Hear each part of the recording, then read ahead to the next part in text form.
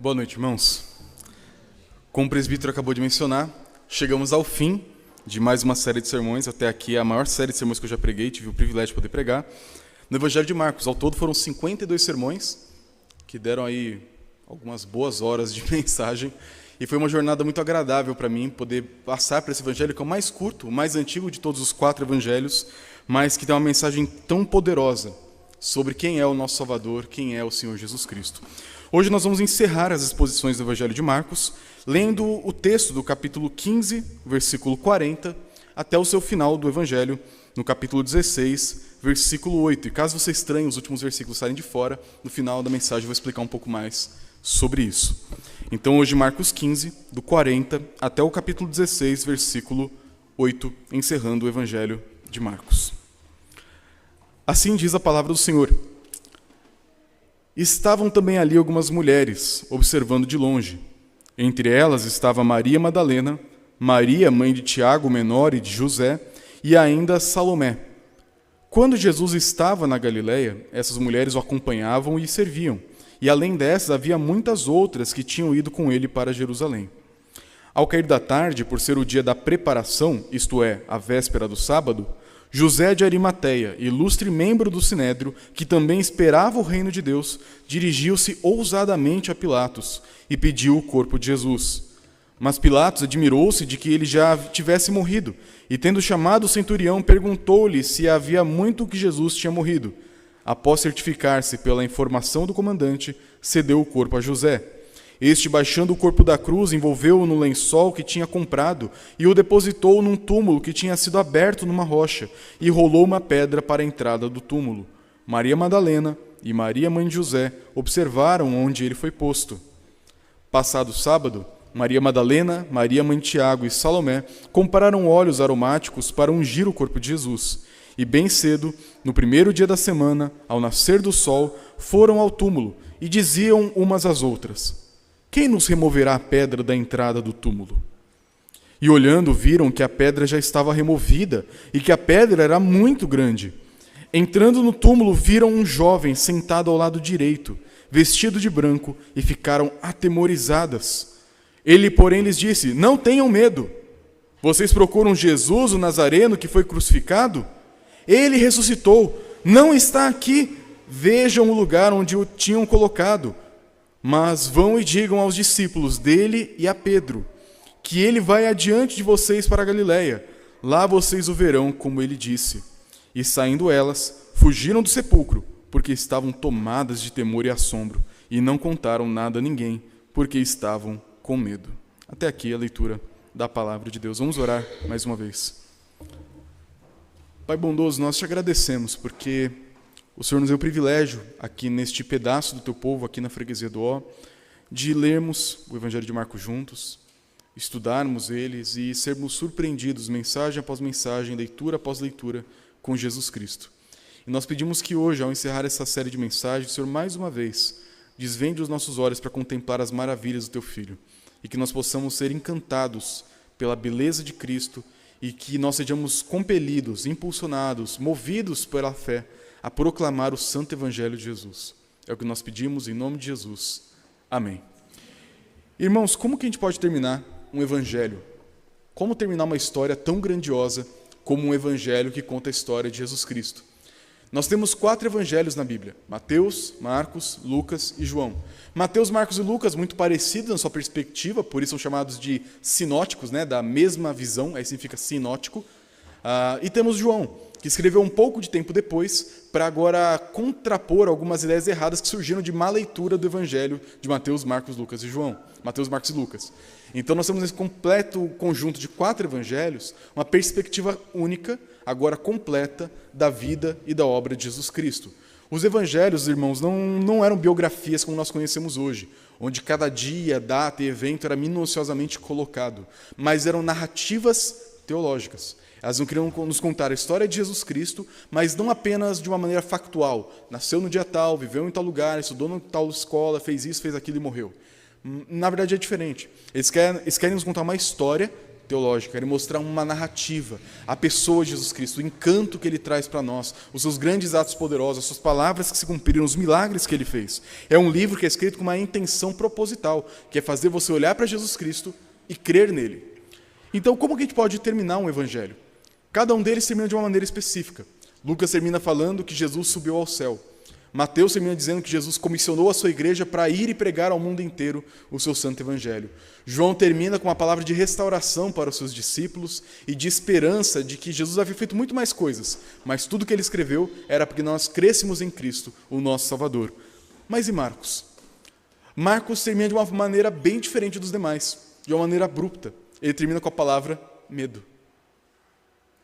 Conta a história de mulheres que foram ao sepulcro, viram um anjo e saíram dali apavoradas, cheias de medo, e não falaram nada para ninguém, pelo menos naquele momento. Marcos termina de uma maneira estranha, e termina assim porque nós temos aqui, como mencionei agora há pouco, um final que é certamente debatido. O que nós encontramos em nossas Bíblias hoje, do versículo 9 ao 22, é o que historicamente é chamado de o final longo de Marcos. Por que é chamado assim? Porque nós sabemos claramente, pela documentação histórica, que esse não é o final que Marcos escreveu. O Evangelho de Marcos, de fato, acaba no versículo 8. O que nós temos daqui para frente é um dos vários finais que foram escritos pela igreja, nos séculos da época de Cristo, um pouquinho depois, para tentar completar essa história que termina de maneira abrupta, com medo das mulheres.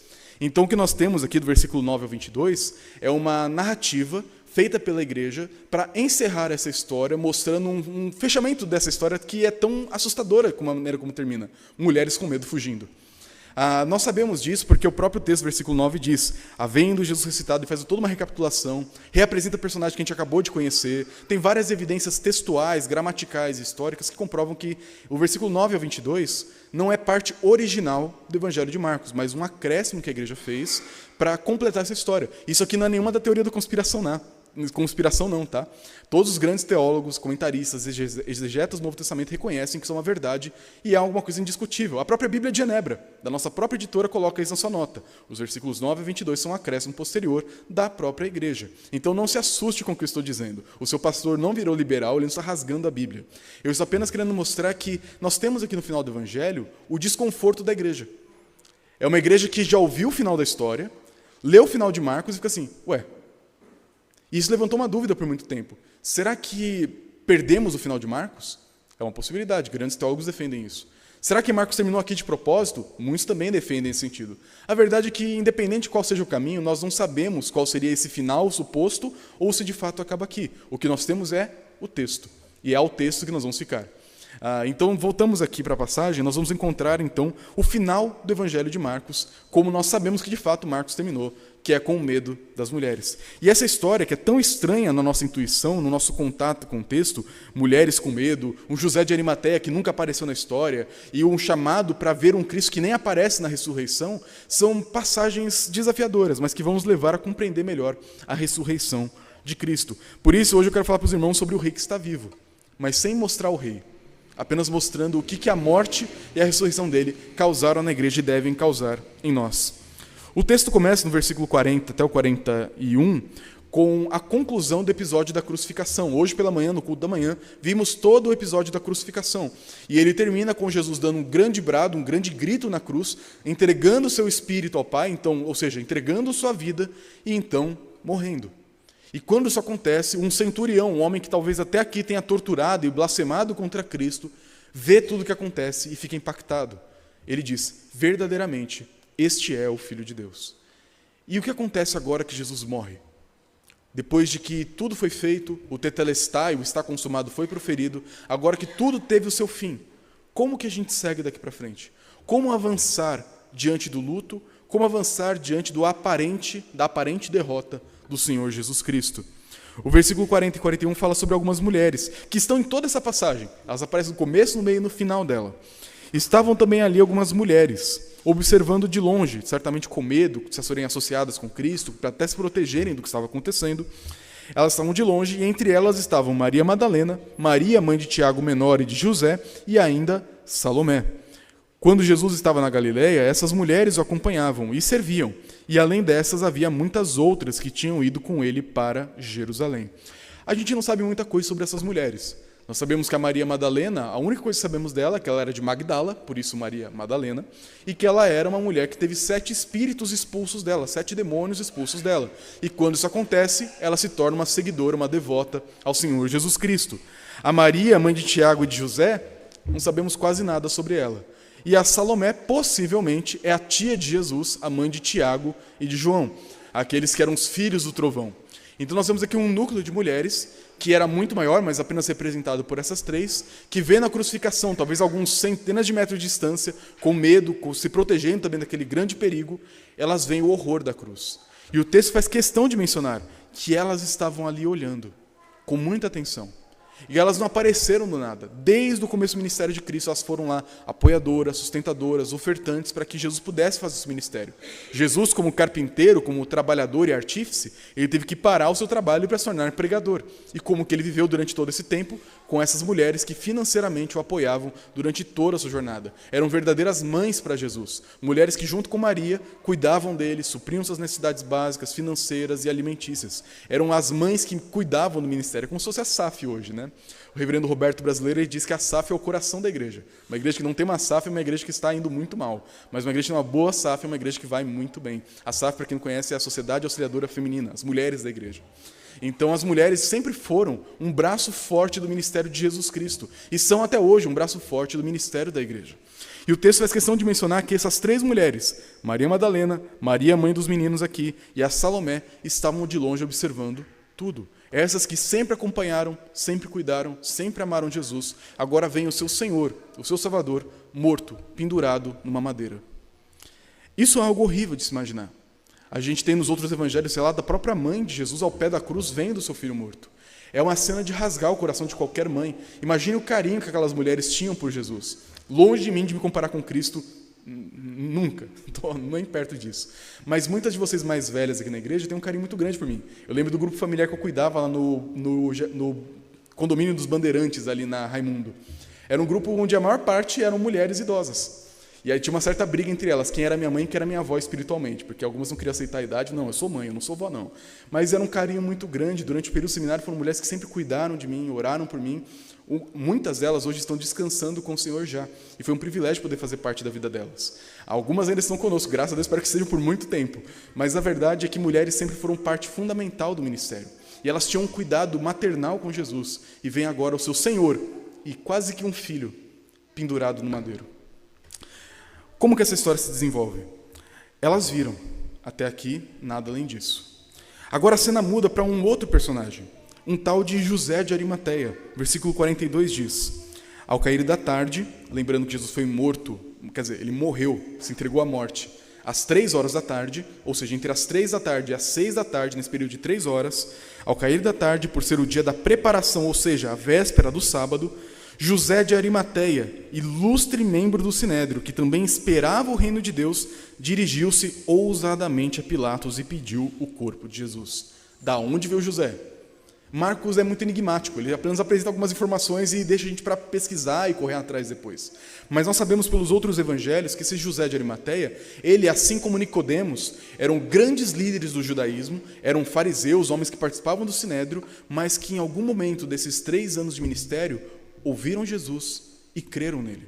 Tanto que Lucas menciona que naquele julgamento fajuto que fizeram de madrugada na casa do sumo sacerdote, quem ficava contrapondo os argumentos era o Nicodemos e o José de Arimateia. Eles eram heróis, escondidos no meio do sinédrio, eram como que agentes duplos, infiltrados no centro de toda a maldade. E lá de dentro, eles falavam: não era bem assim, não, essa história aí está meio furada, na verdade eu vi outra coisa. Eles tentaram defender e proteger Jesus dentro do sinédrio, mas não conseguiram, porque era parte também do plano de Deus que ele fosse à cruz. Mas agora que Pedro negou e fugiu, e os outros todos fugiram de Cristo, Judas o traiu, na hora que todos abandonaram Jesus Cristo, José sai das sombras, sai daquele manto do sinédrio, daquela fachada que poderia esconder ele, e agora ele se dirige até Pilatos. O José de Arimateia conhecia as profecias do Antigo Testamento. Ele conhecia a palavra de Jesus, ele sabia o que Jesus tinha dito. E ele sabia também, como um bom judeu, que o sábado estava chegando. E quando o sábado chegasse, ou seja, ao pôr do sol, que viraria o dia no calendário judaico, ninguém poderia fazer mais nada. Então ele tinha agora um período de, no máximo, 3 horas para chegar até Pilatos, pedir o corpo de Jesus, tirar o corpo de Jesus da cruz, preparar o corpo dele, enrolá-lo em lençóis, levar até o sepulcro, uma caverna onde os corpos eram colocados, fechar o sepulcro em menos de 3 horas. O José de Arimateia, além de desenvolver uma tarefa hercúlea, gigantesca para tentar resolver em pouco espaço de tempo, talvez ele sendo um homem até mais maduro, mais idoso, ele faz isso botando tudo a perder. Os 12 apóstolos fugiram. Pedro negou, Judas traiu, mas o José de Arimateia, um dos líderes do Sinédrio, ele pega tudo o que ele tinha e abre mão. Porque o texto vai dizer que ele tinha uma esperança muito forte. Ele esperava o reino de Deus. Ele estava olhando para todas aquelas profecias do Antigo Testamento, a gente viu várias delas hoje na classe dos adultos. A profecia de que viria um filho de Davi, que reinaria sobre Israel, restauraria todas as coisas, que ele seria o grande Deus homem nessa terra, que faria um reino de paz universal. Ele esperava por isso. Ele talvez olhava para o Antigo Testamento como quem olhava para um mapa, querendo encontrar ao final daquela jornada, o seu tesouro, a grande redenção de Israel, assim como tantos outros piedosos do passado fizeram. E José então esperava pelo reino de Deus. E quando viu Cristo e ouviu Cristo, ele entendeu, ele é o rei. Ele está instaurando o reino. E agora que Cristo morre e todos o abandonam, José não faz isso. Talvez José tenha entendido que a morte era a parte necessária da obra do reino. A morte era a parte necessária da vitória de Cristo. Era necessário morrer para vencer, para ressuscitar e triunfar sobre céus e terra. Então José, movido de fé, porque ele esperava fortemente o reino de Deus, ele se dirige ousadamente a Pilatos. Pense naquela situação. Os líderes judeus olhando para a cruz, Jesus morto, assim, finalmente, paz. Há mais de 2 anos tentávamos matar esse desgraçado e finalmente demos fim nele. Acabou. Fim. Podemos voltar à nossa vida, podemos seguir ensinando o povo a santa lei de Moisés. Tudo voltou ao normal. E nessa hora José de Arimateia fala, chega. Tira suas roupas de sinédrio. Eu estou cansado de fingir o que eu não sou. Eu vou até Pilatos. E ele diz, pera José. E ele vai. Se dirige até o centurião, vai até o palácio de Pilatos e pede para Pilatos, Pilatos, me dê o corpo de Cristo. Pense o que José está colocando em risco aqui. Sua posição, seu status, anos e anos e anos de networking religioso, uma das coisas mais abomináveis que eu tenho no meu coração é networking religioso. É pastor querendo fazer contatinhos para conseguir emprego. Gente, é uma coisa horrível. Mas aqui nós vemos esse homem abrindo mão de toda a sua influência, toda a sua fama, todo o seu prestígio, para se identificar com um morto. Um morto que, segundo a lei de Moisés, pendurado no madeiro, era um maldito. Eu quero cuidar do corpo do maldito.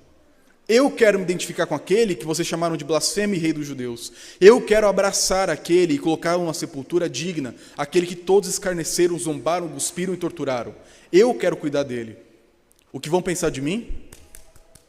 Pouco importa. Então, quando esse pedido chega para Pilatos, o texto diz que Pilatos ficou surpreso, versículo 44, de que Jesus já tivesse morrido. Porque normalmente na cruz a pessoa ficaria de 2 a 3 dias pendurado lá. E os animais viriam, comeriam seus olhos, comeriam sua carne, você federia. Era horrível. A cruz era uma das coisas mais horríveis. A gente não consegue nem imaginar do quão terrível seria. Mas Jesus morreu em um espaço de cerca de 6 horas. Muito diferente do comum. Tanto que os outros evangelistas falam que para apressar um pouco a morte dos outros, eles pegaram um cano e começaram a quebrar as pernas deles para eles sufocarem e morrerem de vez. Mas quando chegam em Jesus, ele já estava morto. Não foi necessário fazer nada disso. Então, Pilatos fica surpreso com essa suposta morte, e para ter certeza que de fato morreu, o versículo diz que chamou o centurião, o mesmo que mandou açoitar, o mesmo que disse que ele era o Filho de Deus, agora vai ter que testificar a morte de Cristo. E ele foi até lá e confirmou, Jesus morreu. Marcos faz questão de registrar isso para que ninguém acredite naquela ladainha judaica que surgiu logo nessa primeira época, de que Jesus na cruz, na verdade, apenas desmaiou. Ele entrou em um certo coma, foi colocado na sepultura às pressas, para ser talvez tratado e curado, e logo aparecer como se tivesse ressuscitado. Não foi o que aconteceu. O próprio centurião, que não tinha nada a ganhar com isso, diz, morreu. Os evangelhos dizem, ele foi chicoteado, espancado, cuspido, pregado numa cruz, e depois de morto, enfiaram uma lança no seu tórax, e saiu água e sangue dele. Como que você vive com seu tórax perfurado? Como que você vive depois de... É um absurdo. Crer que Jesus não morreu é um dos absurdos mais tremendos que alguém pode acreditar. Então Marcos registra que o centurião foi lá e confirmou, sim, morreu. E o que Pilatos faz? Versículo 45, depois certificado, cedeu o corpo a José. E o que José fez? Correu, naquelas poucas 3 horas que ele tinha, baixando o corpo da cruz, envolveu-o no lençol que tinha comprado e depositou num túmulo que tinha sido aberto numa rocha e rolou uma pedra para a entrada do túmulo. A gente sabe dos outros evangelistas que esse túmulo aqui era do próprio José. Ele tinha tamanho carinho por Jesus, tamanha devoção a ele, que ele abriu a própria sepultura da família dele, que ele tinha comprado, um sepulcro novo, que era ele descansar quando morresse, e coloca ali o seu Senhor e seu Salvador. A gente vai voltar para a história de José daqui a pouco, mas perceba um último detalhe, versículo 47. Maria Madalena, Maria, mãe de José, observavam onde ele foi posto. De novo, as mulheres ali, só de olho. Vamos para o final dessa história, versículo 1 do capítulo 16. Passado o sábado, Maria Madalena, Maria mãe de Tiago e Salomé, as mesmas 3 que viram a cruz de longe, compraram óleos aromáticos para ungir o corpo de Jesus. Isso aqui era o costume da época, porque os judeus tinham 2 sepultamentos. Primeiro você morria, tinha o seu corpo limpo, perfumado, colocavam óleos e perfumes para não dar um pouco mais de dignidade depois da morte, até que o corpo apodrecesse de fato. E depois de uns 2 anos, quando o corpo virou apenas osso, tinha um segundo sepultamento, onde pegavam os ossos, colocavam numa caixa de pedra e guardavam numa gaveta, num compartimento ali dentro do sepulcro. Então elas foram fazer o que José não teve tempo de fazer naquelas 3 horas, que é preparar o corpo para esse primeiro sepultamento. E isso já é algo interessante, porque mostra que elas não tinham nenhuma expectativa da ressurreição. É um detalhe interessante, mostra carinho delas, zelo de cuidar do filho delas, de certa forma, o salvador delas, que elas sempre cuidaram numa última vez, mas ao mesmo tempo credulidade. Elas não foram lá com ramos de palmeira, não foram lá com um jumentinho, com uma coroa, com uma túnica real. Foram com perfume para defunto. Porque não havia mais tanta fé assim no coração delas. Elas viram Jesus morto. Elas viram ele sendo colocado na sepultura. E por isso elas sabiam exatamente qual era a sepultura que tinha que ir. Elas não se confundiram de forma alguma. E quando chegam naquele lugar para ungir o corpo de Jesus, bem cedo, no primeiro dia da semana, ao nascer do sol, ou seja, no domingo, foram lá. E elas tinham um certo problema. Porque quem vai abrir o sepulcro? Isso aqui levanta um outro problema, que levantam contra a ressurreição. Alguns vão dizer que depois que Jesus morreu, e morreu de fato, os apóstolos, eles foram lá, eles que se espalharam como medrosos, por acaso se reuniram em um espaço tão curto de tempo, bolaram uma confabulação. Vamos lá de madrugada, derrotar os soldados que vigiavam o sepulcro, vamos rolar uma grande rocha, tirar o corpo de lá e enterrar ele em algum lugar e dizer que Jesus ressuscitou. E depois cada um de nós vai morrer da forma mais horrível e brutal por defender essa mentira. Vamos! Mas a gente acredita nisso. A ressurreição, meus irmãos, ou ela aconteceu, como a Bíblia diz que aconteceu, ou os apóstolos são as pessoas mais incompetentes e imbecis que a história já registrou.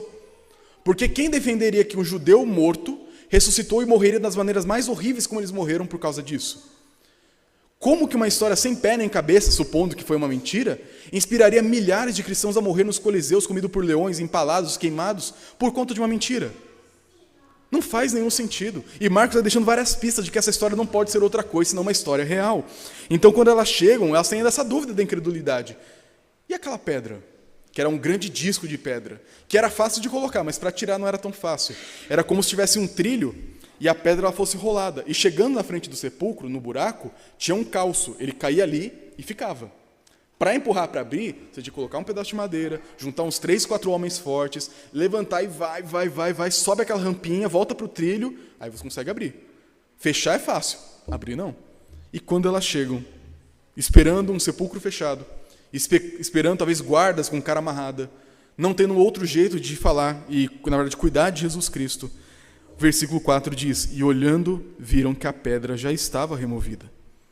E que a pedra era muito grande. Marcos, de novo, quer deixar claro que não tem outro jeito disso aqui acontecer. E entrando no túmulo, naquela caverna esculpida em rocha, viram um jovem sentado ao lado direito, vestido de branco, e ficaram apavoradas, atemorizadas. Ele, porém, que nós sabemos pelos outros evangelhos que era um anjo, tinha mais um ali, mas Marcos apenas registra um. Ele, que era um anjo, disse, não tenham medo. Os anjos adoram falar isso, né? Depois que apavora a gente, eles sempre dizem, né? Isso é um senso de humor fantástico. Mas por que não era para ter medo? Porque os outros evangelhos falam que ele era um jovem, né? Na aparência um ser humano jovem, mas a sua roupa era brilhante, de uma maneira que mostrava que ele era uma coisa a mais do que um ser humano. Então elas olharam e, imagina, já dando aquele grito assim, e ele fala, calma, Não tenham medo. Eu não sou ladrão, eu não sou fantasma, eu não sou nada disso. Não tenham medo. Vocês procuram Jesus, o Nazareno. Eu sabia muito bem a motivação do coração dela. Que foi crucificado. Imagino ela, sim, ele ressuscitou. Não está aqui. Vejam o lugar onde tinham colocado. Pode procurar. Ele não está escondido em nenhum lugar aqui. Pode olhar. Está vazio. Ele ressuscitou. E é interessante que no grego, na língua que o Novo Testamento foi escrito, aqui fala ele ressuscitou, mas tecnicamente seria ele foi ressuscitado. Está na voz passiva. A ideia aqui, é importante destacar isso aqui, porque mostra que Jesus ele foi vindicado, inocentado, ressurreto pelo Pai, pelo Espírito Santo, pelo próprio Deus. Porque ele não foi apenas uma pessoa que ia para a sepultura e saía quando ele queria, mas ele foi saído de lá, ressuscitado, porque ele cumpriu a profecia, ele cumpriu o sacrifício e foi encontrado inocente. Então nós vemos aqui um Jesus que é tornado inocente diante do Pai, e é por isso que ele ressuscita. E na hora que o Pai ressuscita o Filho, o texto diz que ele não está mais aqui. E eu imagino a reação das mulheres. O texto diz, né? Mas imagine você, cheio de perfume para defunto, indo, talvez com os olhos inchados de tanto chorar, com medo, com pensamentos, e chega lá, tumba aberta. Pronto, roubaram Jesus. Entra na tumba, tem um anjo. Calma, não se assuste. Ele ressuscitou. É muita coisa para processar, meus irmãos. Qualquer um de nós, na hora, talvez ficaria perdido. Assim, mas, é muita coisa para pensar. Elas ficaram aqui, a ideia de apavoradas, a ideia de ficar atônita, ficar sem fôlego, ficar impactada com aquilo, de tal forma que não sabe nem como reagir. Então aquele anjo não apenas informa sobre a ressurreição, mas ele direciona. Sabe aquela que você está tão sem o que fazer, que alguém tem que falar para você o que fazer? Olha, coloca o sapato, escova o dente, entra no carro e vai embora. O anjo orienta elas. Versículo 7. Mas vão e digam aos discípulos dele e a Pedro que ele vai adiante de vocês para a Galileia. Lá vocês o verão, como ele disse. E de fato Jesus disse isso. Lá no capítulo 14, quando Pedro e os demais falam, não, nós vamos morrer por você, mas não te negamos. E agora estão todos fugindo? Jesus disse, vão ferir o pastor, e as ovelhas ficarão dispersas, mas depois da minha ressurreição irei adiante de vocês para a Galileia. E o anjo fala, lembra da promessa de Jesus, que ele vai para a Galileia encontrar vocês e reunir as suas ovelhas que foram dispersas? Chamem os discípulos, e chamem o Pedro em especial. Chamem todos eles para a Galileia, porque lá Jesus disse que encontraria vocês, e ele não mudou de ideia. Ele ressuscitou, e a sua palavra ainda vai se cumprir.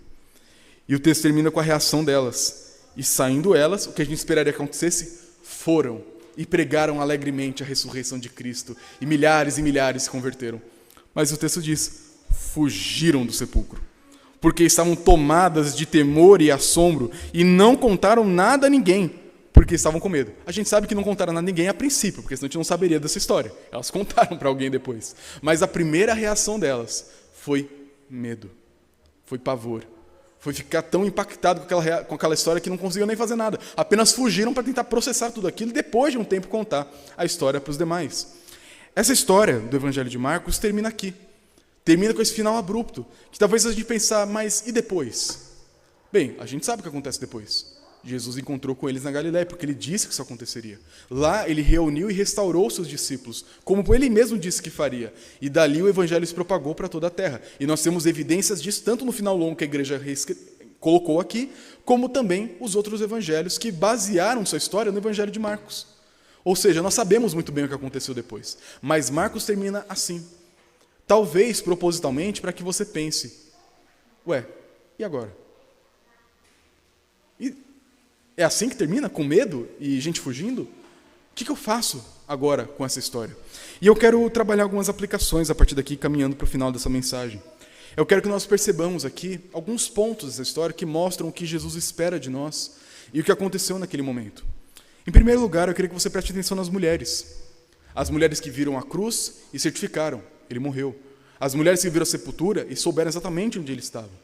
As mulheres que viram a evidência da sua ressurreição e depois de um tempo a gente sabe que contaram para todo mundo. As mulheres foram peça fundamental na obra da ressurreição. Por que isso é importante?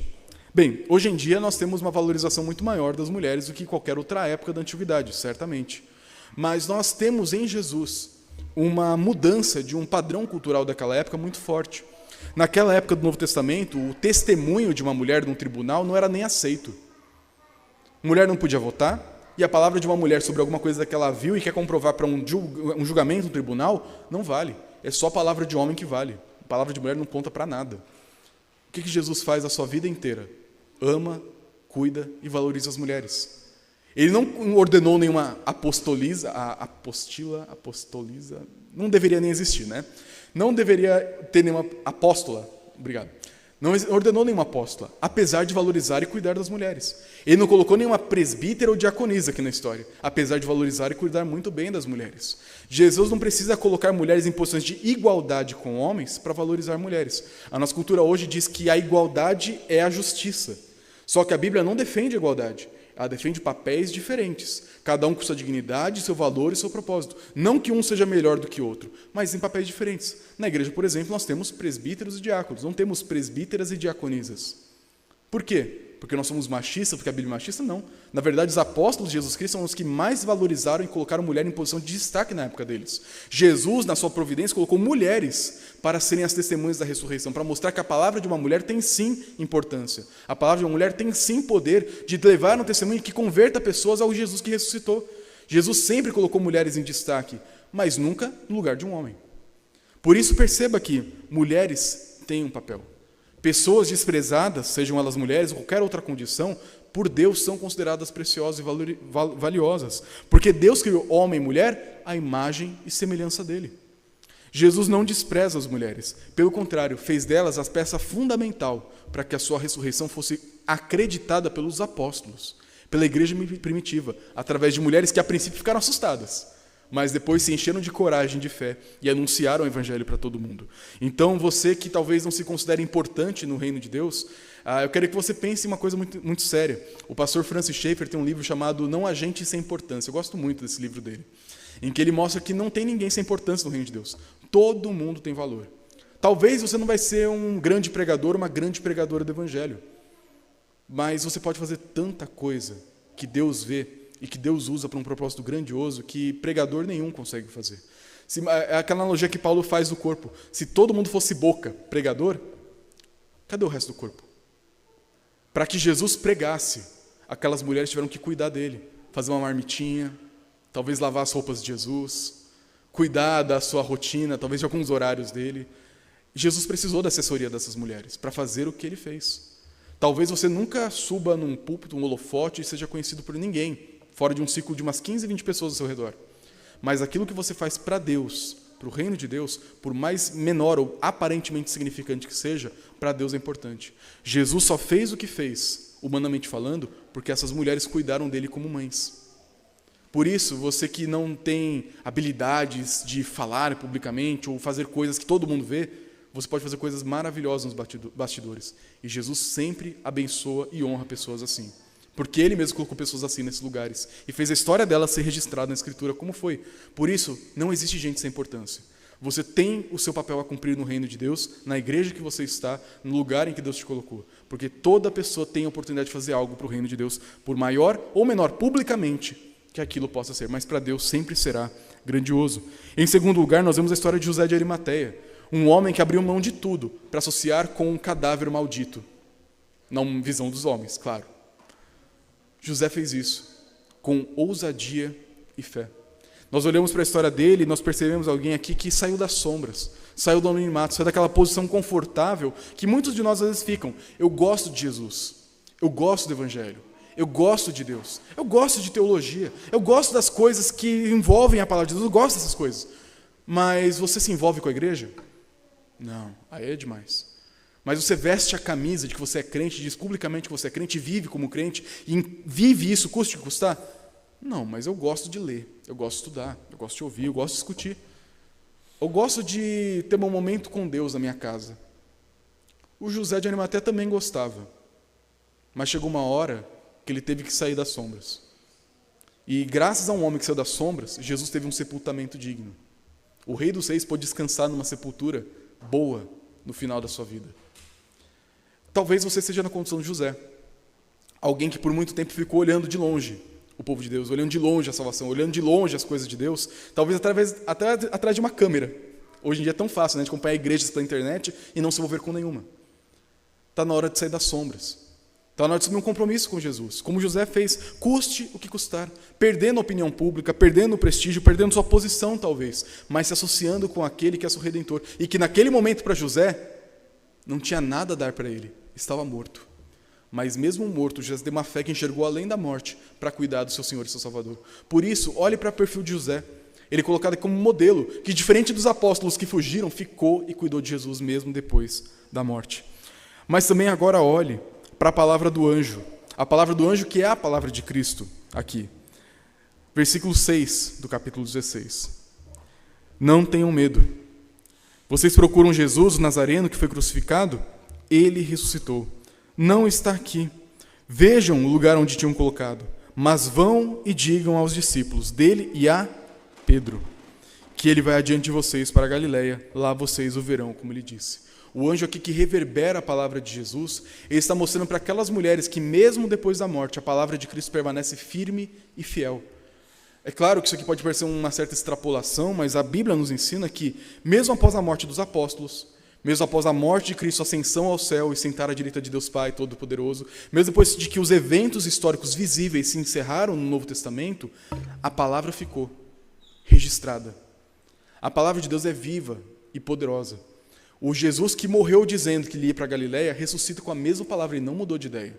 O Jesus que no passado disse que ele reuniria os seus, depois da ressurreição, ele diz através do anjo, eu vou reunir vocês lá, e por favor, chame o Pedro.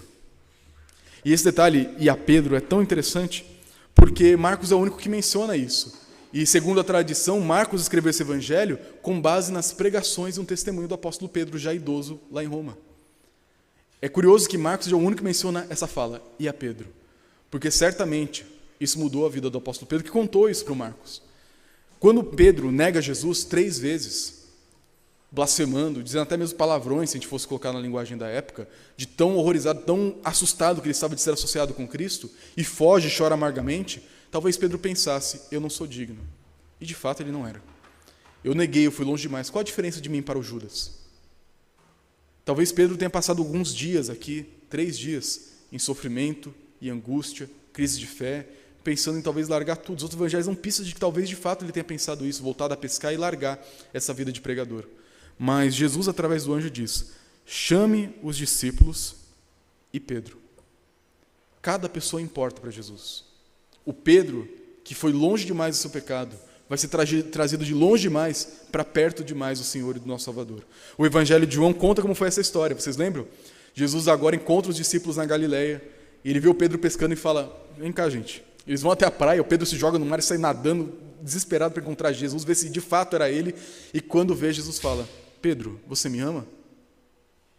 Pela primeira vez, e Pedro diz, eu amo. Pela segunda vez, Pedro, você me ama? E Pedro, eu amo. Pela terceira vez, Pedro, você me ama mais do que todos esses aqui? Como ele se achava, né? Ele fala, mestre, você sabe de todas as coisas, o Senhor sabe que eu te amo. Então cuida das minhas ovelhas. Jesus, ele chamou Pedro especificamente. Restaurou Pedro com 3 afirmações do amor, quando aquele homem tinha negado 3 vezes com vergonha ao Senhor Jesus Cristo. Jesus se importa com pessoas e com indivíduos. A igreja não pode ser um lugar de massas, de pessoas que a gente não sabe o nome. Pessoas que entram e saem, a gente não faz a menor ideia de quem são. Existem muitas igrejas que infelizmente são assim. É um lugar onde hoje em dia a gente tem aquela religião do comércio. Você vai até uma igreja legal, que tem um louvor bacana, uma aparência, uma estética, um monte de recursos interessantes, um grupo de ministério infantil, tem todo o recurso para te chamar a atenção. Essa igreja que eu quero participar. Aí você entra e sai. Entra e sai. Não é pastoreado, não é conhecido, não abençoa ninguém, não é abençoado por ninguém. Você é apenas mais um número na multidão.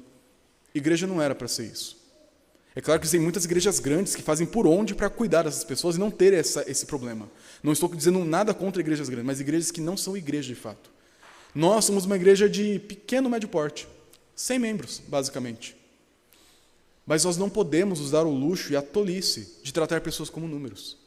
Quando Jesus perdeu Pedro, o que ele fez? Ele foi atrás de Pedro. Falou, Pedro, você é meu, vem. Para Jesus, cada pessoa importa. Nós não podemos ver pessoas indo embora da igreja como se fosse uma coisa qualquer. Nós não podemos deixar pessoas abandonarem a fé, esfriarem na fé, como se não fosse problema nosso. Jesus, depois da ressurreição, fez questão de chamar, chame os discípulos, e até mesmo aquele que talvez nem se considere mais discípulo. Eu imagino talvez as mulheres fazendo a chamada. Atenção, discípulos. Jesus encontrará vocês na Galiléia daqui a 10 dias. Aí o Pedro, não é para mim. Eu não sou discípulo. E Pedro também. E aí ele foi. E foi restaurado. Por isso perceba que o Evangelho de Marcos ele termina sem mostrar visualmente Jesus. O último encontro que nós temos com Jesus no texto foi na sua crucificação. Ele termina com a reação das pessoas àquilo. Um José cheio de fé. Mulheres trabalhando nos bastidores, mesmo com incredulidade. E também um Senhor que falou através do anjo. Cuide do Pedro. Chame o Pedro para mim. O Evangelho de Marcos termina então dessa forma. Com um Evangelho que cuida de pessoas. Um Evangelho que valoriza pessoas fragilizadas. Um Evangelho que chama pessoas a um desafio de fé cada vez maior, como foi o caso de José. E termina com essa grande pergunta. E agora? E eu particularmente creio que o Evangelho de Marcos de fato acaba aqui. Não há um final perdido, mas existe um certo debate. Porque assim como Lucas termina Atos abruptamente, eu entendo que de maneira proposital, acho que Marcos também termina. Lucas termina o livro de Atos com Paulo sendo liberto na sua prisão, lá em Roma. E a pergunta que fica e agora? E muitos têm entendido que agora é a pergunta certa. E agora, você, leitor? Como que você vai participar da missão da igreja? Como que você vai seguir o legado de Paulo? Como que você vai pregar o evangelho de Paulo? Eu entendo que Marcos talvez tenha feito algo semelhante aqui. Ele termina dessa maneira com medo, para que você pense, e agora? Eu não posso deixar essa história acabar aqui, não. Eu não posso fazer como essas mulheres ficaram, de no primeiro momento ficar paralisado de medo e não contar para ninguém. Eu tenho que falar disso para alguém. E por isso, minha última aplicação e meu último pedido como pastor para vocês, pedindo algo que a palavra de Deus pede de você, por isso é uma ordem por meio de um pedido. Fale do evangelho. Fale do evangelho. Pastor, mas eu tenho medo. Tudo bem. Pastor, eu sou introvertido. Eu também sou, disse pela manhã. No microfone aqui eu consigo falar tranquilamente. No 1 a 1, vocês sabem. Eu sou todo travado. Eu não tenho essa habilidade social que eu gostaria de ter, nunca tive e nunca terei. Eu sou introvertido, eu tenho minhas limitações. Mas Deus é um Deus de introvertidos e extrovertidos, de pessoas típicas e atípicas. Ele é um Deus de todos aqueles que creem no seu evangelho. Por isso você não tem desculpa para não falar. Você não precisa ser um grande pregador que prega para o Maracanã lotado. Você pode pegar um cada dia, já aproveitando o gancho aqui, e entregar para alguém, por baixo de uma porta. Ou falar, olha, esse livrinho aqui eu acho que vai ser bênção na sua vida. Posso orar por você? Na minha casa. Não agora, não. Fica tranquilo. Na minha casa. O evangelho é para todos. Mas o importante é que você fale desse evangelho para todos também. O Marcos termina com esse medo, para que você pense, e aí? Eu vou parar também com essas mulheres? Ou eu vou falar desse Cristo que encontrará seus discípulos na Galileia? Ou vou falar desse Jesus que desafiou Pilatos à fé mesmo depois de morto? Ou vou falar desse Jesus que valoriza pessoas desprezadas? Vou falar desse Cristo que valoriza cada indivíduo como cuidou de Pedro? O que eu vou fazer agora? E minha tarefa para os irmãos, com todo o amor do mundo, é fale, pregue. Além de tudo que foi dito aqui, mas leve o evangelho para frente, com cada dia ou sem cada dia, com palavras, com orações, com mensagens, com o que for. Mas não deixe o evangelho ficar preso na sepultura. Ele saiu, assim como Cristo saiu, e tem que ser ouvido pelos céus e pela terra, e você é parte dessa missão. Vamos orar, encerrando então essa mensagem, essa série de mensagens. Então cantaremos um último cântico para encerrar esse momento de adoração ao nosso Deus. Senhor, nós te agradecemos porque a tua palavra, como hoje terminamos de ler no Evangelho de Marcos, é poderosa. Uma história tão antiga que nós já tenhamos ouvido, lido, escutado várias e várias vezes, mas que cada vez que é ouvida, o Senhor coloca novos entendimentos, novas aplicações, novo comprometimento no nosso coração para com a tua palavra que nunca muda. E nós te pedimos, Senhor, que nessa noite nós tenhamos um compromisso firme contigo, um compromisso de termos uma postura de fé que não mede os esforços para isso, um compromisso de cuidar e de fazer o necessário pelo teu reino, mesmo que nos bastidores, o compromisso de pregar o teu santo evangelho para cada pessoa desse mundo, cada um que o Senhor nos der a oportunidade de falar. Nos ajuda, Senhor, a não sermos impedidos pelo medo, impedidos pela perseguição, ou impedidos pelo nosso próprio pecado, mas que nós, cada um na sua limitação, cada um na sua oportunidade, possa ser uma boca do Senhor nesse mundo, assim como esse anjo, anunciando que o Senhor nos encontrará, não na Galileia, mas no novo céu e na nova terra quando retornar. Nos ajuda, Senhor, nos enche de fé, e que a história do Evangelho de Marcos seja a nossa história, na medida em que nós nos unimos a Cristo pela fé, e vivemos aquilo que Ele espera de nós, por meio desse santo discipulado que Ele fez conosco, durante todo esse tempo de meditação nessa palavra. Nós pedimos isso em nome de Jesus. Amém. Música